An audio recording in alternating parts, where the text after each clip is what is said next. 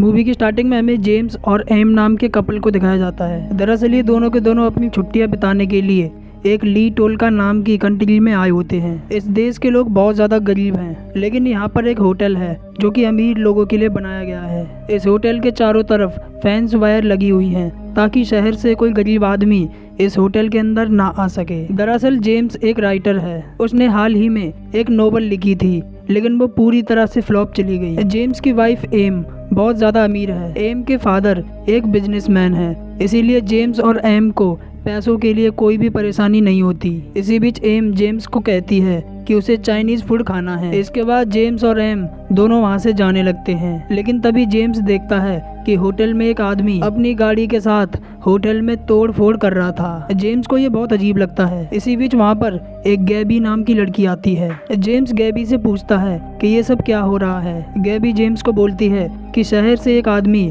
Hotel में घुस गया है जो कि होटल में तोड़ फोड़ कर रहा है। अब गैबी जेम्स से बोलती है कि मैं तुम्हारी बहुत बड़ी फैन हूँ, मैंने तुम्हारी नोवेल को पढ़ा है। जेम्स गैबी की बातें सुनकर पूरी तरह से हैरान हो जाता है, क्योंकि उसकी नोवेल तो फ्लॉप चली गई थी। इसी बीच गैबी का हस्बैंड, जिसका नाम एल्बन होता है, वो भी वहाँ पर आ जाता है। ये दोनों के दोनों जेम्स से बातें करने लगते हैं। एल्बन जेम्स को नाइट डिनर के लिए इनवाइट करता है और रात को जेम्स अपनी वाइफ एम के साथ डिनर के लिए चला जाता है। अब यहाँ पर ये चारों के चारों बहुत ज्यादा बातें करते हैं। ये चारों अब अपने काम के बारे में बातें करने लगते हैं। गैबी बोलती है कि मैं एक एक्ट्रेस हूँ और मेरे पति एल्बन एक बिजनेसमैन है। जेम्स अब बताता है कि मैं एक राइटर हूँ, लेकिन मेरी लिखी हुई सारी नोवेल्स फ्लॉप चली जाती हैं। अब इसके बाद ये चारों के चारों आपस में बातें करते हैं, बहुत ज़्यादा एंजॉय करते हैं और खाना पीना खाते हैं। अगली सुबह जेम्स एम से कहता है कि आज हमें गैबी और उसके हस्बैंड के साथ घूमने के लिए जाना है। एम जेम्स को साफ साफ मना कर देती है और बोलती है कि हम इस शहर में नए हैं, हमें नहीं पता कि यहाँ के लोग कैसे हैं, और मैंने सुना इस शहर का क्राइम रेट बहुत ज्यादा है। जेम्स एम को बोलता है कि मैं तुम्हारा पूरा ख्याल रखूंगा। अब इसके बाद ये दोनों गैबी और एल्बन से मिलते हैं। इन चारों ने मिस्टर थ्रेश नाम के एक आदमी से एक कार रेंट पर ली थी ताकि ये घूम सके। अब इसके बाद ये चारों के चारों उस कार से एक बीच जैसी जगह पर पहुंच जाते हैं। ये चारों के चारों यहाँ पर बहुत ज्यादा मस्ती करते हैं, बहुत ज्यादा ड्रिंक कर लेते हैं। इसी बीच हम जेम्स को देखते हैं जो कि टॉयलेट कर रहा था। तभी अचानक पीछे से गैबी आकर उसके प्राइवेट पार्ट को टच करने लगती है। जेम्स को ये सब बहुत अजीब लगता है। जेम्स समझ जाता है कि गैबी उससे अट्रैक्टेड है। अब रात को ये चारों होटल वापस जाने लगते हैं, लेकिन इन सब ने बहुत ज्यादा मस्ती की थी, इन्हें नींद आ रही थी और साथ ही इन्होंने बहुत ज्यादा ड्रिंक की हुई थी। जेम्स थोड़ा बहुत होश में था, इसीलिए वो कार ड्राइव करता है, लेकिन थोड़ा आगे जाने पर उसे भी नींद आने लगती है। तब अचानक एक आदमी उनकी कार से टकरा जाता है। ये चारों पूरी तरह से घबरा जाते हैं और उस आदमी को देखने के लिए बाहर जाते हैं, लेकिन ये चारों देखते हैं कि वो आदमी मर चुका है। एम ये सब देखकर बहुत ज्यादा पैनिक करती है। एम बोलती है कि हमें फौरन पुलिस को फोन लगाना चाहिए, लेकिन गैबी मना कर देती है। गैबी बोलती है कि इस देश की पुलिस बहुत ज्यादा खतरनाक है, इस देश की पुलिस मुजरिमों के साथ बहुत ज्यादा बुरा सलूक करती है। जेम्स और एम पूरी तरह से डर चुके थे, इसीलिए वो वापस होटल में आ जाते हैं। अगली सुबह जेम्स की आंख अचानक खुल जाती है, क्योंकि कोई उनके रूम का गेट बार बार नॉक कर रहा था। जेम्स गेट खोलकर चेक करता है। जेम्स देखता है कि वहाँ पर बहुत सारे पुलिस वाले खड़े हुए थे। वो सभी पुलिस वाले जेम्स और एम को पकड़कर ले जाते हैं। पुलिस वाले जेम्स और एम को अलग अलग रूम में ले जाते हैं। जेम्स के पास एक ऑफिसर आता है। ऑफिसर जेम्स को बोलता है कि हमें तुम्हारी वाइफ ने सब कुछ सच सच बता दिया है कि तुमने अपनी कार से एक आदमी को टक्कर मार दी, जिससे उसकी मौके पर ही मौत हो गई। जेम्स ऑफिसर से पूछता है कि मुझे क्या सजा मिलेगी। ऑफिसर जेम्स को बोलता है कि तुम्हें सजाए मौत दी गई है। जेम्स रोने लगता है। जेम्स बोलता है कि मुझसे ये सब गलती से हो गया था, मैं अभी मरना नहीं चाहता। ऑफिसर जेम्स से बोलता है कि हम तुम्हें नहीं मारेंगे, बल्कि हम तुम्हारे क्लोन को सजा देंगे जिससे तुम बच जाओगे, लेकिन इसमें बहुत सारा पैसा लगेगा। जेम्स ऑफिसर की बात मानकर एक एटीएम से बहुत सारे पैसे निकालकर उस ऑफिसर को दे देता है। अब इसके बाद वो सब जेम्स के क्लोन यानी डुप्लीकेट बनाने की तैयारी करते हैं। जेम्स का मेजरमेंट लिया जाता है। इसके बाद जेम्स को एक रेड कलर के लिक्विड में जाने को कहा जाता है। जेम्स को इस बीच बहुत अजीब अजीब से विजन्स आते हैं। इसके बाद जेम्स को हॉस्पिटल रूम में होश आता है। जेम्स अपने सामने एम को देखता है। एम जेम्स को कहती है कि तुम्हारा क्लोन बनकर रेडी हो चुका है। अब इसके बाद एम और जेम्स क्लोन को देखने के लिए चले जाते हैं। जेम्स अपने क्लोन को देखकर पूरी तरह से दंग रह जाता है, क्योंकि जेम्स का क्लोन हूबहू उसी की तरह दिख रहा था। अब इसके बाद जेम्स के क्लोन को सजा दी जाती है। सजा दिलवाने के लिए उस आदमी के बेटे को बुलाया जाता है जिस आदमी को जेम्स ने अपनी कार से मार दिया था। उस आदमी का लड़का जेम्स के क्लोन में पूरी तरह से नाइफ स्टैब कर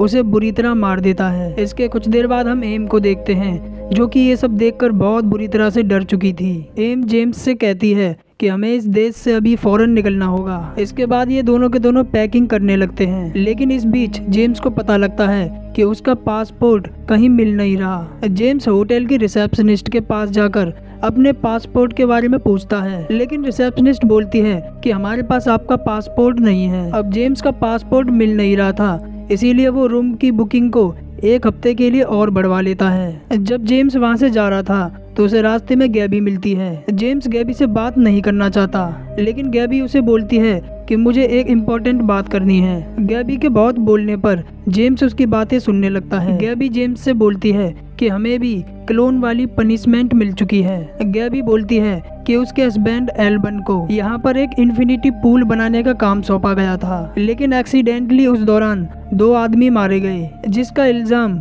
उसके हस्बैंड एल्बन के सर आ गया था और उस दौरान उन्हें क्लोन वाली पनिशमेंट मिली थी। अब गैबी जेम्स से बोलती है कि तुम हमारे साथ विला चलो, वहाँ पर हमारे और भी दोस्त हैं। इसके बाद गैबी जेम्स को विला में ले आती है। वहाँ पर गैबी के हस्बैंड के साथ और भी बहुत लोग थे, जो कि ये सब के सब इस कंट्री में बहुत बार आ चुके हैं और इन सभी ने कोई ना कोई क्राइम किया हुआ था, लेकिन इन सबको क्लोन वाली पनिशमेंट के बारे में पता था, इसीलिए ये सब आज़ाद घूम रहे हैं और बेवजह लोगों को मारना अब इनकी आदत बन चुकी है। गैबी वहाँ बैठे सभी लोगों से जेम्स को मिलवाती है। अब ये सब के सब एक प्लान बनाते हैं। ये सब बोलते हैं कि हम होटल के मालिक को अच्छे से सबक सिखाएंगे। जेम्स सबको फौरन मना कर देता है और बोलता है कि मैं ऐसा कुछ भी नहीं करने वाला, लेकिन ये सब के सब किसी तरह जेम्स को कन्वेंस कर लेते हैं। इसके बाद ये सब के सब एक दुकान का शीशा तोड़कर उस दुकान के अंदर से अपने लिए मास्क ले लेते हैं। अब इसके बाद ये सब के सब होटल के मालिक के घर पर पहुंच जाते हैं। अब ये सब जेम्स से बोलते हैं कि तुम जाकर घर का गेट नॉक करो। जेम्स जाकर घर का गेट नॉक करने लगता है। गेट को एक लेडी खोलती है और तभी जेम्स उस लेडी को दबोच लेता है, जिसका फायदा उठाकर वो सब के सब उस घर के अंदर आ जाते हैं। अब गैबी जेम्स के हाथ में जबरदस्ती एक गन देती है और बोलती है कि तुम होटल के मालिक को गोली मार दो। जेम्स यहाँ पर डर जाता है, इसीलिए वो गोली नहीं चलाता और तभी इसी बीच उस घर के मालिक का एक गार्ड उन सब पर गोली चलाने लगता है। ये सब के सब किसी तरह गोलियों से बचकर उस गार्ड को मार देते हैं और घर के मालिक के साथ उस लेडी को भी बहुत बुरी तरह मार देते हैं। इस बीच एक गोली एल्बन के पैर में भी लग गई थी। ये सब एल्बन को लेकर वहाँ से जाने लगते हैं, लेकिन तभी पुलिस आकर इन सबको पकड़ लेती है। लेकिन इन सबको कोई भी डर नहीं था, क्योंकि इन सबको पता था कि हम पैसे देकर अपना क्लोन बनवा सकते हैं, जिससे सजा क्लोन को हो जाएगी और हम बच जाएंगे। और अगले सीन में हम देखते हैं इन सभी के क्लोन बनकर तैयार हो जाते हैं और इन सभी के क्लोन्स को मार दिया जाता है, जिससे ये सभी फिर से आजाद हो जाते हैं। इसी दौरान हम जेम्स को देखते हैं और अब जेम्स को भी ये सब करने में मजा आने लग रहा था। अब अगले दिन जब जेम्स अपने वापस होटल जाता है तो एम मुझसे बोलती है कि मैं इस देश में बिल्कुल भी नहीं रुकना चाहती, इसीलिए मैं जा रही हूँ। जेम्स बोलता है कि मेरा पासपोर्ट अभी नहीं मिल रहा, इसीलिए मैं तुम्हारे साथ नहीं आ सकता, तुम अकेले ही चली जाओ। और इसके बाद एम अकेले ही अपने घर पर वापस चली जाती है। अब इसके बाद हम जेम्स को देखते हैं, जो कि गैबी के पास जाता है और गैबी से बोलता है कि मेरी वाइफ मुझे अकेला छोड़कर चली गई। गैबी जेम्स से बोलती है कि एम तुम्हारे लायक बिल्कुल भी नहीं थी, इसीलिए अब मैं तुम्हारे साथ हूँ। इसके बाद गैबी जेम्स को अपने रूम में ले जाती है, जहाँ वो जेम्स को एक ड्रग स्मोक करने को देती है, जिसे स्मोक करने के बाद जेम्स को बहुत नशा आने लगता है और इसके बाद ये दोनों के दोनों इंटीमेट होते हैं। अब अगली सुबह हम जेम्स को देखते हैं, जो कि गैबी और उसके ग्रुप के लोगों के साथ ब्रेकफास्ट कर रहा था। जेम्स को भी अब गैबी के ग्रुप के लोगों के साथ रहने में मजा आ रहा था। अब ये सब के सब फिर से एक प्लान बनाते हैं। ये सब बोलते हैं कि इस बार हम पुलिस ऑफिसर को अच्छे से सबक सिखाएंगे। अब ये सब अपने प्लान के अकॉर्डिंग पुलिस ऑफिसर को किडनैप कर लेते हैं और उसे अपने साथ में ले आते हैं। इन सब ने पुलिस ऑफिसर के फेस को एक कपड़े की मदद से कवर किया हुआ था। जेम्स को फिर से वही ड्रग स्मोक करने को दी जाती है और अब इसके बाद जेम्स उस पुलिस ऑफिसर पर अपना बल प्रदर्शन करने लगता है। जेम्स उस पुलिस ऑफिसर को बहुत बुरी तरह पीटता है और साथ ही उस पुलिस ऑफिसर पर टॉयलेट भी कर देता है। और जब गैबी उस पुलिस ऑफिसर के फेस से कपड़ा हटाती है तो जेम्स देखता है कि वो पुलिस ऑफिसर नहीं है, बल्कि उसी का एक क्लोन है। जेम्स ये देखकर बहुत बुरी तरह डर जाता है और खुद को एक वॉशरूम में लॉक कर लेता है। जेम्स अब समझ जाता है कि ये लोग बहुत खतरनाक हैं, जो कि उसे कभी भी नुकसान पहुंचा सकते हैं। और अब जेम्स को अपना पासपोर्ट भी मिल जाता है, जो कि उसी ने छुपा दिया था। अब अगली सुबह हम जेम्स को देखते हैं, जिसने तय कर लिया था कि वो इस कंट्री से फौरन निकल जाएगा। इसीलिए जेम्स एयरपोर्ट तक जाने वाली बस में बैठ जाता है। थोड़ा आगे जाने पर जेम्स देखता है कि गैबी और उसके साथी कार में बैठकर उसका पीछा कर रहे थे। गैबी जेम्स को गन दिखाते हुए बस से नीचे आने को कहती है, लेकिन जेम्स बस से नीचे नहीं उतरता। और अब गैबी और उसके साथी अपनी कार को बस के सामने रोक देते हैं। गैबी बस के ड्राइवर को गन दिखाते हुए बोलती है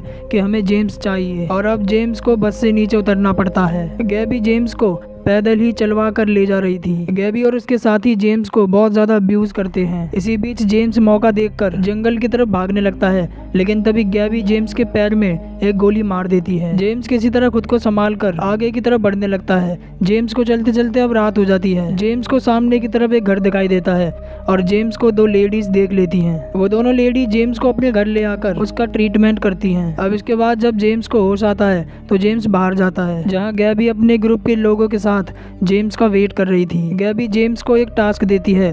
गैबी जेम्स से बोलती है कि तुम्हें एक डॉग से लड़ाई करनी होगी और इस डॉग को मारना होगा, और इसके बाद तुम आज़ाद हो जाओगे। अब इसके बाद डॉग को लाया जाता है, लेकिन डॉग कोई और नहीं बल्कि जेम्स का ही डुप्लीकेट था। गैबी और उसके साथियों ने जेम्स के क्लोन के गले में एक पट्टा डालकर उसे डॉग के जैसा बना दिया था। अब इसके बाद जेम्स के हाथ में एक चाकू दिया जाता है। जेम्स अपने ही क्लोन को नहीं मारना चाहता था, लेकिन उसके पास कोई और भी ऑप्शन नहीं था, इसीलिए उसे मजबूरन अपने क्लोन को जान से मारना पड़ता है। जेम्स का दिमाग अब सुन्न पड़ जाता है और जेम्स रोने लगता है। तभी गैबी उसके पास आकर उसे बच्चे की तरह चुप कराने लगती है। अब अगली सुबह हम गैबी, जेम्स और एल्वन को देखते हैं, जो कि सब के सब एयरपोर्ट पर थे। दरअसल अब इनकी छुट्टियां खत्म हो चुकी हैं, इसीलिए ये वापस अपनी कंट्री में जा रहे थे। गैबी और एल्वन अपने ग्रुप के साथ अपनी कंट्री में वापस चले जाते हैं, लेकिन वहीं हम जेम्स को देखते हैं, जो कि अब इस कंट्री से वापस नहीं जाना चाहता। हो सकता है कि जेम्स के साथ जो कुछ भी यहाँ पर हुआ हो उसे वो भुला नहीं पा रहा। और मूवी के लास्ट सीन में हम जेम्स को देखते हैं, जो कि एयरपोर्ट से वापस